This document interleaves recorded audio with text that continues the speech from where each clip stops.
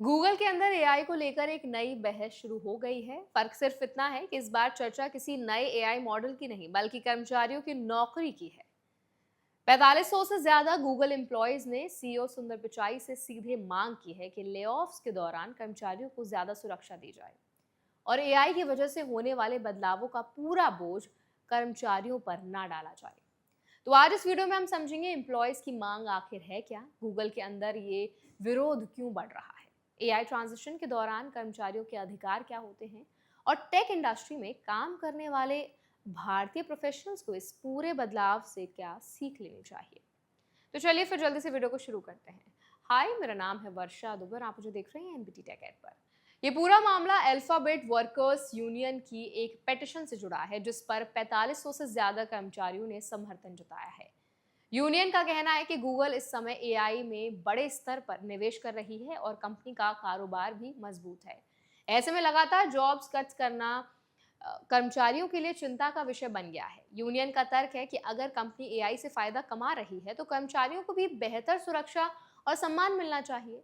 Union के अध्यक्ष पारुल कौल ने कहा कि गूगल इस समय फाइनेंशियल तौर पर मजबूत स्थिति में है। ऐसे में लेऑफ को मजबूरी नहीं बल्कि एक बिजनेस डिसीजन के रूप में देखा जा रहा है। कर्मचारियों की मांग है कि भविष्य में अगर किसी तरह की वर्कफोर्स रिडक्शन होती है तो पहले से स्पष्ट पॉलिसी हो, बेहतर सीवरेंस पैकेज मिले और कर्मचारियों को नए रोल्स या रीस्किलिंग का उचित मौका दिया जाए। अब बात करते हैं नियम क्या कहते हैं। अमेरिका में प्राइवेट कंपनीज को बिजनेस रीजंस के आधार पर कर्मचारियों की संख्या कम करने का अधिकार होता है, लेकिन कई मामलों में कर्मचारियों के अधिकार भी सुरक्षित रहते हैं। अगर किसी कंपनी में यूनियन मौजूद है तो वो कर्मचारियों की तरफ से बेहतर working conditions, lay off policies और बेनिफिट्स को लेकर बातचीत कर सकती है। वहीं कुछ मामलों में वॉर्न एक्ट जैसे कानून बड़े स्तर पर होने वाले ले ऑफ के दौरान एडवांस नोटिस देने की भी शर्त रखते हैं। हालांकि हर स्थिति में कानून लागू हो ऐसा जरूरी नहीं है और ये कंपनी, राज्य और ले ऑफ के आकार पर निर्भर करता है। एआई को लेकर कर्मचारियों की सबसे बड़ी चिंता ये है कि कहीं ऑटोमेशन धीरे धीरे कुछ जॉब्स की जरूरत कम ना कर दे। वहीं कंपनियों का कहना है कि एआई का मकसद कर्मचारियों की जगह लेना नहीं बल्कि प्रोडक्टिविटी बढ़ाना है। यानी फिलहाल ये बहस जारी है और इसका कोई सीधा जवाब नहीं है। भारतीय प्रोफेशनल्स के लिए इस पूरे मामले से एक इम्पॉर्टेंट सीख निकलती है। अगर आप गूगल या किसी दूसरी ग्लोबल टेक कंपनी में काम करते हैं तो सिर्फ एक स्किल पर निर्भर रहने की बजाय लगातार अपस्किलिंग करते रहें। एआई टूल्स, डेटा स्किल्स पर नई टेक्नोलॉजी सीखना आने वाले समय में करियर सिक्योरिटी के लिए जरूरी हो सकता है।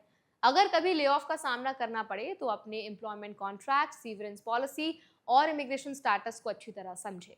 खासकर H1B वर्कर्स के लिए समय पर नई स्पॉन्सरशिप ढूंढना और सभी डॉक्यूमेंट्स अपडेटेड रखना बेहद जरूरी होता है।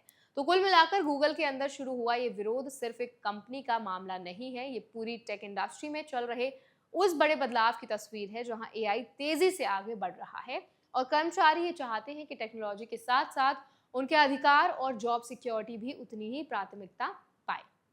आने वाले समय में कंपनियां एआई को किस तरह अपनाती हैं और कर्मचारियों को किस स्तर की सुरक्षा मिलती है, यही तय करेगा कि टेक्नोलॉजी और वर्कफोर्स के बीच संतुलन कैसे बनेगा।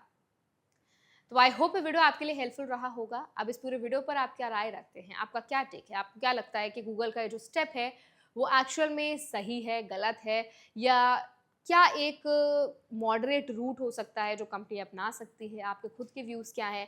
अगर आप एक ऐसे एम्प्लॉय हैं, अगर आप भी गूगल में काम करते हैं और हमारी ये वीडियो देख रहे हैं तो आप प्लीज़ अपने सजेशंस हमें ड्रॉप करें कमेंट्स में।